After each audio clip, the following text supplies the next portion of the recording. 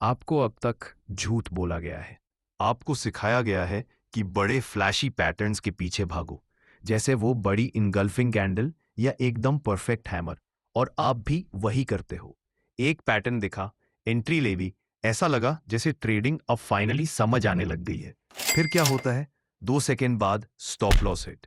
आप स्क्रीन के सामने बैठ के सोच रहे हो, मैंने क्या गलत किया? पैटर्न तो परफेक्ट था। अगर ये सुना सुना लग रहा है तो वीडियो आगे तक देखना। आप मार्केट के सिग्नल्स नहीं, मार्केट का शोर चेज कर रहे हो, इसलिए बार बार ट्रैप हो जाते हो। पर आज मैं आपको एक सिंपल पैटर्न दिखाने वाला हूं जो बताता है मार्केट सच में क्या कह रहा है, ताकि आप फाइनली मार्केट के साथ ट्रेड करो, उसके खिलाफ नहीं। वो टेक्स्ट बुक पैटर्न्स जैसे कि बुलिश इनगल्फिंग अक्सर फेल हो जाते हैं क्योंकि वो सिर्फ एक सडन एक्टिविटी का बर्स्ट होते हैं। रियल मार्केट सेंटिमेंट का शिफ्ट नहीं, सब मोमेंटरीली होता है। Basically you trading a guess. तो अब क्या देखना चाहिए? सर्टेनिटी ढूंढना बंद करो और इनडिसीजन ढूंढना शुरू करो। सबसे इंपॉर्टेंट पैटर्न जो तुम्हें कभी इग्नोर नहीं करना चाहिए वो है अपनी इनडिसीजन कैंडल। इसे आइडेंटिफाई करना इजी है। उनकी बॉडी छोटी होती है, यानी ओपन और क्लोज ऑलमोस्ट सेम होता है, और विक्स लंबी होती है, जैसे कि डोजी और स्पिनिंग टॉप। अब सोचो इसकी साइकोलॉजी। अपर विक बताता है कि बायर्स ने प्राइस ऊपर पुश करने की कोशिश की। लोअर विक दिखाता है कि सेलर्स ने नीचे गिराने की पूरी कोशिश की। और छोटी सी बॉडी का मतलब कोई जीता ही नहीं, ये एक ड्रॉ था। ये पॉज सिग्नल देता है कि ट्रेंड का मोमेंटम अब स्लो हो रहा है और कंट्रोल को चैलेंज किया जा रहा है। यही होता है रियल सिग्नल। अब बात करते हैं सबसे इंपॉर्टेंट रूल की। इंडिसीजन कैंडल पे कभी ट्रेड मत लेना, क्योंकि इंडिसीजन कैंडल एक क्वेश्चन होती है, आंसर नहीं। ये सिर्फ एक सिग्नल है कि मार्केट डिसीजन लेने वाला है। आपका काम क्या है? वेट करना, अगले कैंडलस्टिक का। इसे कहते हैं कॉन्फर्मेशन का वेट करना। अब फ्रेमवर्क समझो। सबसे पहले एक क्लियर ट्रेंड चाहिए जो कि सपोर्ट या रेजिस्टेंस लेवल की तरफ जा रहा हो।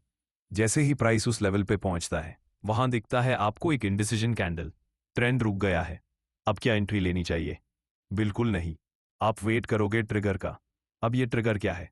अगर बुलिश रिवर्सल चाहिए तो अगला कैंडल एक स्ट्रॉन्ग ग्रीन कैंडल होना चाहिए जो इंडिसीजन कैंडल के हाई के ऊपर क्लोज करे। अगर बेरिश रिवर्सल चाहिए तो अगला कैंडल एक स्ट्रॉन्ग रेड कैंडल होना चाहिए जो इंडिसीजन कैंडल के लो के नीचे क्लोज करे। वही कैंडल आपका एंट्री सिग्नल होता है। और स्टॉप लॉस कहाँ होगा? अगर बाय कर रहे हो तो स्टॉप लॉस रहेगा इनडिसीजन कैंडल के लो के नीचे, और अगर सेल कर रहे हो तो स्टॉप लॉस रहेगा इनडिसीजन कैंडल के हाई के ऊपर। ये सिंपल 2 स्टेप प्रोसेस आपको मार्केट के शोर से अलग करता है और सिखाता है एविडेंस पे ट्रेड लेना, गेस वर्क पे नहीं। अगर ये आपके लिए एक बल्ब ऑन मोमेंट था तो लाइक बटन दबाओ, ताकि मुझे पता चले कि आपको ऐसे ही और कंटेंट चाहिए।